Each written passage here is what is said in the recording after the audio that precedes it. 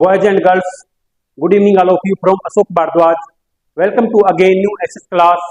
Student lesson number 5 की हमारी पृथ्वी के प्रमुख परिमंडल भूगोल की एक भूगोल की बुक है जो हमारी इसके लेसन नंबर 5 पृथ्वी के प्रमुख परिमंडल की class at this time running है.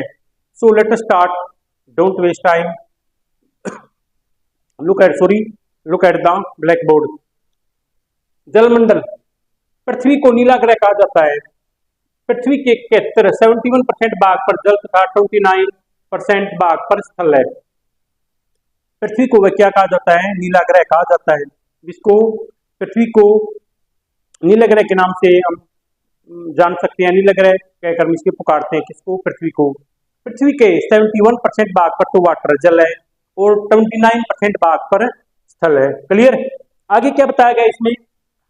जलमंडल में जल के सभी रूप मौजूद हैं जिसमें महासागर, नदियां, झीलें, हिम नदियां, भूमिगत जल. महासागर, नदियां, झीलें, हिम नदियां, भूमिगत जल तथा वायुमंडल की जलवाष्प सभी शामिल हैं. भाई जलमंडल में जल के सभी रूप मौजूद हैं जैसे कि महासागर हो गए, नदियां होगी, झीलें, हिम नदियां, भूमिगत जल तथा वायुमंडल की जलवाष्प इसमें शामिल है. क्या भाई? वायुमंडल की जलवाष्प सब इसमें शामिल है.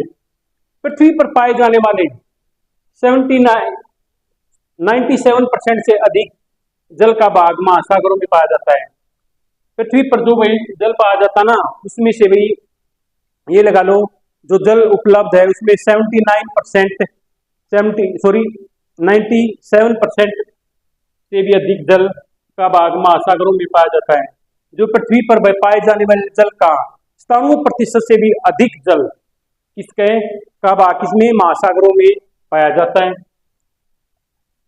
महासागरों का जल इतना खारा होता है कि मनुष्य इसको उपयोग नहीं कर सकता.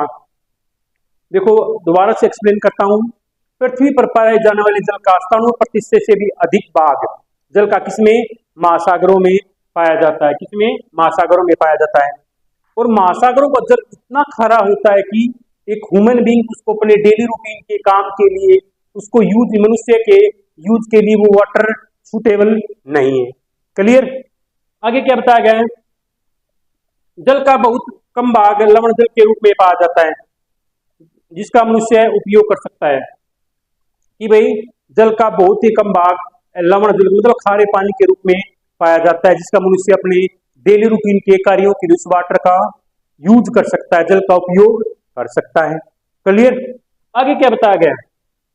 नीले ग्रह में रहने के बावजूद भी पानी की कमी हर समय महसूस होती रहती है. देखो वैसे तो पृथ्वी को नीला ग्रह कहा जाता है लेकिन यह नीले ग्रह के रहने के बावजूद भी मनुष्य को पानी की किल्लत का हर समय सामना करना पड़ता. आपने देखा होगा कई बार कई जगह लोग रोड जाम कर देते हैं भाई पानी की कमी से, या फिर मिनिस्टर के ऑफिस के सामने धरना रख देते हैं कि भाई पानी नहीं, हमारे पानी की प्रॉब्लम को सोल्व करो. सिटी में, विलेज में, हर जगह मेजर प्रॉब्लम आपको देखने को मिल जाती है. Clear? Is in that soul. Move to the next point number क्या भाई? महासागर. जलमंडल के मुख्य भाग महासागर हैं. सभी महासागर आपस में एक दूसरे से जुड़े हुए. क्या भाई? जो जलमंडल के मुख्य भाग वो क्या है? महासागर हैं. और ये सभी महासागर आपस में एक दूसरे से क्या हुए? जुड़े हुए. क्लियर? आगे देखो. महासागरों का जल हमेशा गतिज, जो महासागरों के जल में भाई गतिशील होता रहता है यानी गति होती रहती है. किसमें? महासागरों का जो जल है उसमें कोई गतिविधि होती रहती है. क्लियर? आगे देखो. तरंगे, ज्वार भाटा तथा महासागरीय धाराएं. महासागरीय जल की 3 मुख्य गतियां हैं. कौन सी भाई?